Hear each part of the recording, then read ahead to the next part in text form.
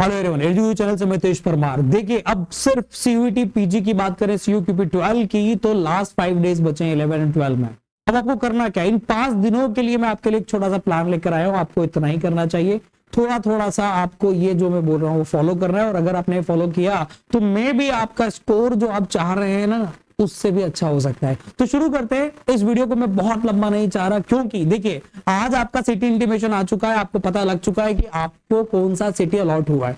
पर एक सबसे बड़ा टेंशन हो चुका है कि मुझे जो सिटी अलॉट हुआ है ना, आधे से ज्यादा बच्चे, इवन 90% बच्चों को कहीं दूर का ही सिटी मिला है, पास का सिटी मिला ही नहीं।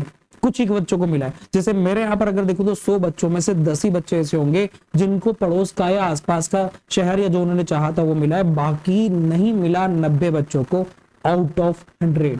तो ये हुआ है। चलिए, तो अब हम पढ़ाई पे ध्यान दें, क्योंकि ये जो चल रहा है इसके लिए मैंने आपको बता दिया। मेरा एक वीडियो देख लेना, मेल कर देना आप एनटीए को। अब यहाँ पर आते हैं लास्ट 5 डेज 5 मॉक्स पर क्या स्ट्रेटेजी है, उसके पहले मैं आपको बता दूं। देखिए, आपको कैसे अटेंड करना है पेपर और लास्ट 5 डेज में क्या प्लान रखना है वो मैं आपको बताता हूं। सबसे पहले तो आप एक बार समझे, आप पहले एक बार देखें कि आपका सिलेबस पूरा हुआ है या नहीं।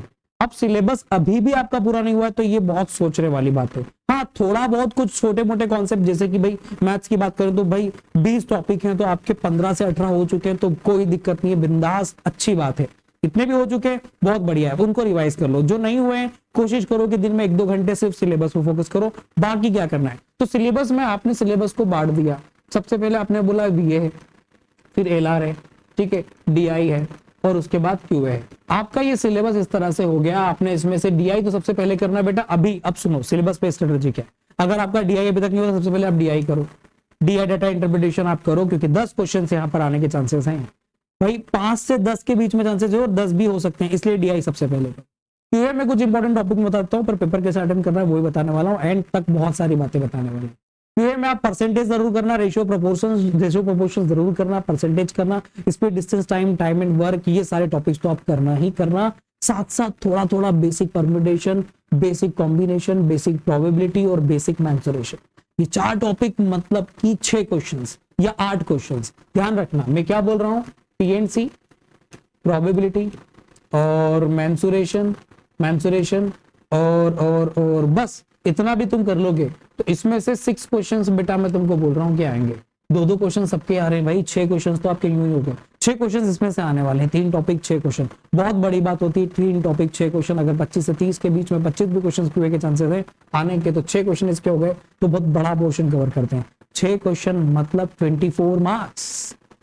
कितनी देर में होगा, कर सकते हो 2-3 घंटे आराम से, फटाफट से। आप चाहो तो मेरे वीडियोस भी देख सकते हो, पर वो बेटा उस पे ऐप पे मिलेंगे आपको। चलो थोड़ा सा आगे बढ़ो।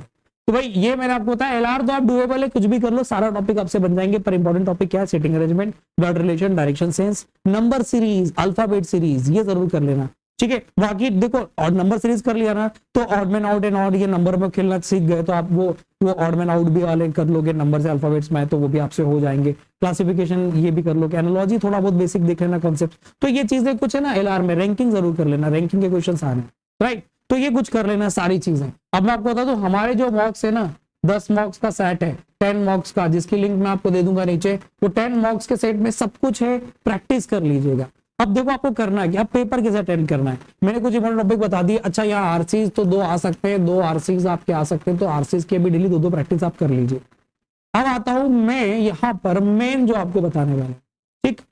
अच्छा, उसके पहले आपको बता दूं, अगर आप हमारी वेबसाइट पे जाते हैं तो आपको बता दूं, eduguruji.in पर आप जाइए, eduguruji.in पर आप वहां पर जाकर आप क्या कर सकते हैं, मैं आपको बता दूं आपको करना क्या है। आपको यहाँ पर टाइप करना है सिंपली eduguruji.in टाइप करना है, .in, ठीक है। जैसे आप eduguruji.in पे जाएंगे, यहाँ पर आप आ जाइए कोर्सेज पे। कोर्सेज पे आने के बाद आप यहाँ पर 10 मॉक टेस्ट जो है वो आप यहाँ पर देखिए। तो 10 मॉक टेस्ट के अंदर आप अगर मॉक टेस्ट पे जाते हैं तो यहाँ पर आपको मॉक टेस्ट और कुछ प्रैक्टिस टेस्ट हमने क्वांटिटी एप्टीट्यूड के दे दिए। तो ये 10 मॉक हैं, आप 10 दिन 10 मॉक का टारगेट लेकर कर सकते थे, पर अभी 5 डेज है तो 5 मॉक, यानी 5 मॉक्स आप लगाइए और अच्छे से उसको ट्राई करिए। अब वापस से आते हैं कॉन्सेप्ट पे, मुझे बताना है आपको क्या करना है। अब देखिए, सबसे पहले तो हम यहाँ पर ये बात कर ले कि तुमको जो पेपर तुम्हारा आ रहा है तुम्हें उसको अटेम्प्ट कैसे करना चाहिए। यहाँ पर सिलेबस की बात मैंने कर ली कि सिलेबस में तुम ये चीजें तो सबसे पहले करो, पर अब पेपर कैसे अटेंड करना चाहिए, बहुत इंपॉर्टेंट स्ट्रेटेजी है ये। आप एटलीस्ट 5 बार अप्लाई करिए, 5 मॉक में, 5 दिन 5 मॉक अप्लाई करिए और यही स्ट्रेटेजी को आप फॉलो करिए। सबसे पहली बात, पॉइंट नंबर 1, आपका टाइम, अगर COQP 12 की बात करूं, COQP 12 का टाइम है 4:30 से, आई थिंक है 4:30 से 6:15 तक का आपका पेपर का टाइम है।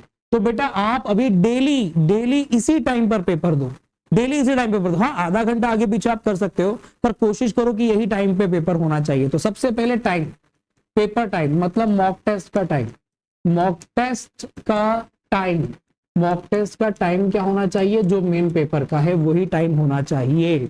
इससे आपका जो माइंड है ना, वो उस बात को सीखेगा, उस बात को समझेगा कि तुम्हें उस 4:30 से 6, 6:15 तक में तुम्हें जागना है, तुम्हें पूरा अपना पूरा फोकस एग्जाम क्लियर में रखना। 5 दिन आप ये ट्राई करिए, आपका माइंड जो है ना अपने आप उस समय पूरी एनर्जी के साथ उस पेपर को सॉल्व करेगा। 5 दिन आप उसको आदत डाल दीजिए, 6ठे दिन वो खुद कर लेगा। तो एटलीस्ट 5 डेज आप इस टाइम मैनेजमेंट को देखें। सेकेंड स्ट्रेटेजी क्या है, तो आपको क्या करना है, विजिट ऑल क्वेश्चंस। ये बहुत प्यारी बात बोल रहा हूं मैं, विजिट ऑल क्वेश्चंस। आप इन 5 मॉक में ये कोशिश करें कि आप सारे क्वेश्चंस को विजिट कर पा रहे हैं, सारे क्वेश्चंस को विजिट करना। देखिए यहाँ पर अभी बहुत सारे बच्चों के साथ टाइम का मैनेजमेंट या प्राइम इशू आता है, तो वो आप इनको सीखिए कैसे करना है, मैं आपको बताता हूँ। सबसे पहले बेसिक एक स्ट्रेटेजी भी होती है, आप सबसे पहले जैसे पेपर आए ना, तो सिर्फ 5 मिनट आप पूरे पेपर को वॉच करिए, क्वेश्चंस को क्लिक करते करते आगे बढ़ते जाइए और उसमें आप नंबर नोट करते जाइए। 5 मिनट आप सिर्फ पेपर को दीजिए और नंबर नोट कर लीजिए। कि नंबर कैसे नोट करना है, डुएबल क्वेश्चंस है, आप उन 5 मिनट में 30 क्वेश्चन सिलेक्ट कर लीजिए।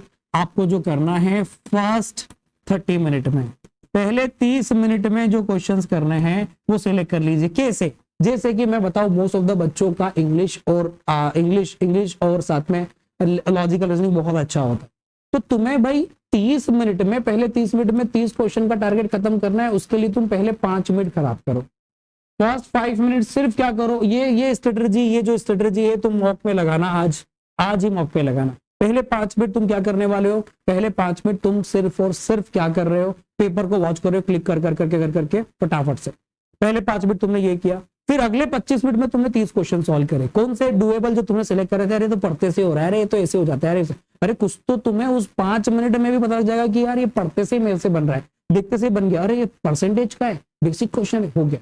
परम्यूटेशन कॉम्बिनेशन का, अरे बेसिक क्वेश्चन है, ये नंबर आपको लग रहा है टाइम लगने वाला है सॉल्व करने में, नंबर लिख दिया, question number 30, question number 25, question number 28, question number 35, question number 45, ऐसे करके तुमको जो व्हाइट शीट मिलेगी ना उसमें, और पेपर रोज व्हाइट शीट पे देना, खुद भी A4 साइज की व्हाइट शीट पे देना, आदत बना लेना। पेपर देने के पहले आप A से Z तक अल्फाबेट भी लिख लेना, विद नंबरिंग।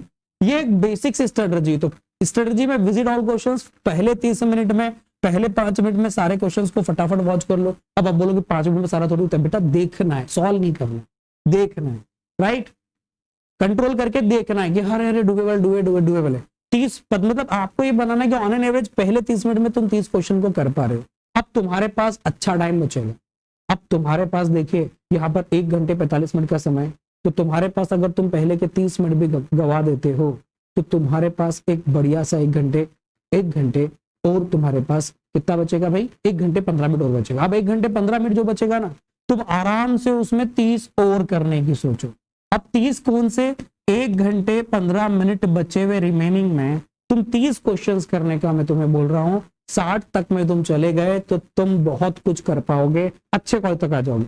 अब देखो कैसे 60 तक पहुंचना एक अच्छी बात होगी, पर हो सकता है रैंक इसके ऊपर आ जाए, पर ये तो वो है ना स्ट्रेटजी जिसमें मैं टॉप रैंकर्स में आ सकता हूँ। तो तुम्हें अगले 1 घंटे 15 मिनट में 30 क्वेश्चन, तो वो 30 क्वेश्चन कैसे ढूंढोगे भाई, जो तुम छोड़ रहे हो उसमें से कुछ क्वेश्चन तो होगा कि नहीं बनता सर, नहीं पढ़ा, नहीं देखा, ठीक है भाई, 1 क्वेश्चन ऐसा, 2 क्वेश्चन ऐसे, 10 क्वेश्चन तक पहुंच गए, 10 क्वेश्चन ऐसे, ठीक है। मैं तो तुम्हें 15 छोड़ने का बोल रहा हूँ।